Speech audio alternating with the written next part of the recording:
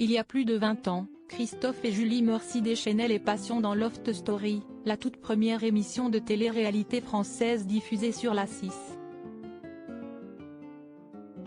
Depuis leur participation, les tourtereaux ont d'ailleurs bien roulé leur bosse. D'après nos confrères de La Dépêche, les parents de Mathis et Solan ont aujourd'hui l'intention de se lancer dans un nouveau, et très ambitieux, projet. En 2001, les téléspectateurs de la 6 découvraient la toute première édition de Loft Story. Décriée à son lancement, l'émission a pourtant très vite trouvé son public. Dans le somptueux loft bâti à la Plaine Saint-Denis, de nombreux rebondissements avec les candidats ont eu le mérite de marquer les esprits. Toutefois, après plusieurs semaines d'aventure, un seul duo a été désigné grand vainqueur, Loana aux côtés de Christophe Merci. Si la jolie blonde a continué à s'illustrer sous le feu des projecteurs, son acolyte a littéralement disparu des radars avec sa moitié Julie rencontrée dans le programme phare. Pour le site La Dépêche, ce samedi 19 août 2023, le principal intéressé a levé le voile sur sa nouvelle vie à la campagne, non loin de Montauban. Les lecteurs seront ravis d'apprendre qu'il file toujours le parfait amour avec son épouse depuis 20 ans qui lui a donné 2 fils, Mathis, 2003, et Solan, en 2012.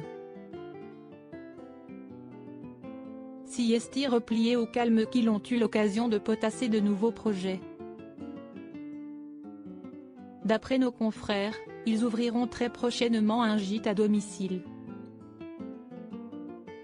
L'ex-spécialiste des cartes électroniques à base de technologie LED n'a visiblement pas peur de quitter sa zone de confort. Christophe Merci aura aussi la chance d'être épaulé par sa compagne qui a fait ses preuves en tant que responsable commercial dans l'hôtellerie. Entre eux, Siesti donc une affaire qui roule. Une belle histoire qui dure sans Julie, j'aurais pu partir en vrille, a affirmé l'ancien candidat de télé-réalité. Grâce à Loft Story, outre trouver l'amour, il a aussi renfloué ses comptes en banque. On était payé 9 000 francs par mois, alors que je n'avais pas une thune, j'étais super content.